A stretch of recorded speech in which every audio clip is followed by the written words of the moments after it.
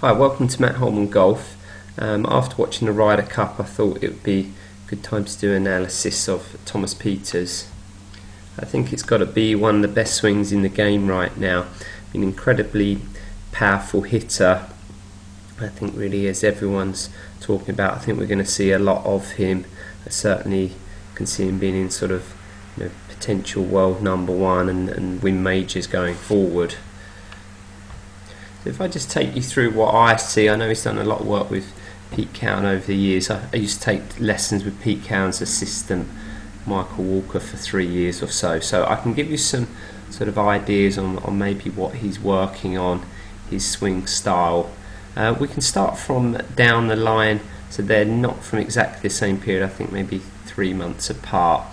I think Thomas's whole swing style really is going to suit a fade. I can't see him drawing too many drivers anyway intentionally. I think the iron, and when you start to hit down on the ball, the swing can function a little different. So I think he's got this relatively in front arm plane. So let's just go through this. So great looking setup. He's a very tall guy, sort of 6'5" there.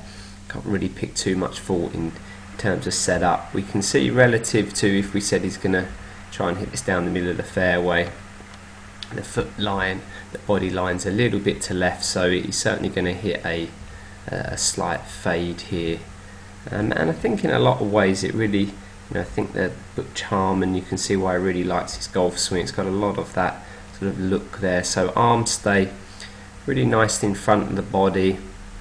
Don't drift out too much. I think in the Pete Cowan method, compared to some, he doesn't mind the hands just slightly moving out fractionally there. Club's very much running up the shaft plane line. Arms will end up noticeably in front of the body.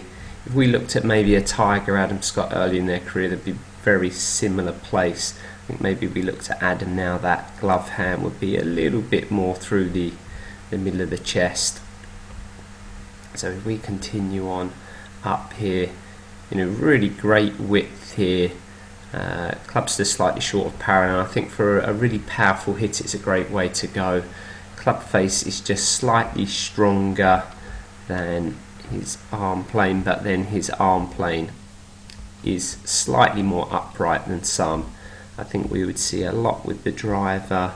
Maybe if I put a cross on here, those hands, maybe if we said an inch or so further to the left. So he keeps his arms very much in front of the body. It's short, it's wide, it's very much in that modern golf swing.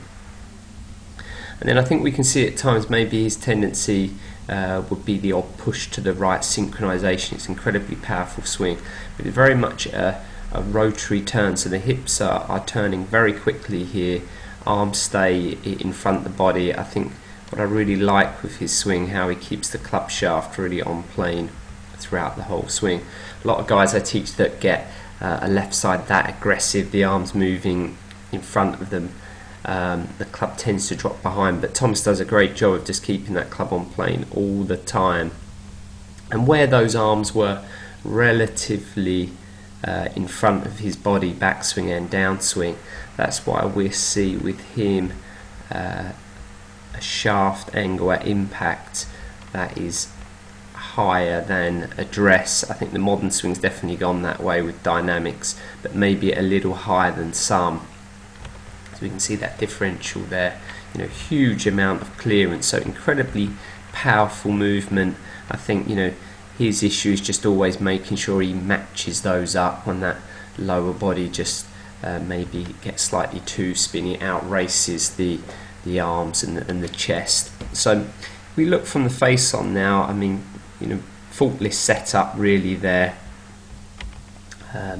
It's very much a short, wide movement. There isn't too much upper body movement into the right side. So you can see he very much turns around that right hip. Head stays very stable. I love this sort of three-quarter look, short, wide. Especially such a powerful, strong guy. I think again what you'll see slightly different to him, maybe if we said to an Adam Scott, we're not going to see much lateral movement of the hips. It's more a rotary movement. He plays absolutely fantastic golf. It'll be interesting going forward in his career if we start to see, if we said an inch or so, a couple of inches more lateral movement, verging on just slightly spinny. Fantastic look through the ball. I love the way his head covers right back to the shot, and a really nice turn through. So certainly for me, one of the best swings in the game. It's very much an arm plane that stays in front of his body throughout the whole swing.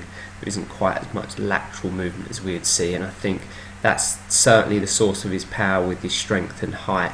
But going forward, it'd be interesting to see if the hips start to move just slightly more laterally, slightly less rotation in the downswing. I think at times, certainly where his inconsistency could come from, and when he's not playing as good golf, I'm sure he's doing lots of work to synchronise that movement.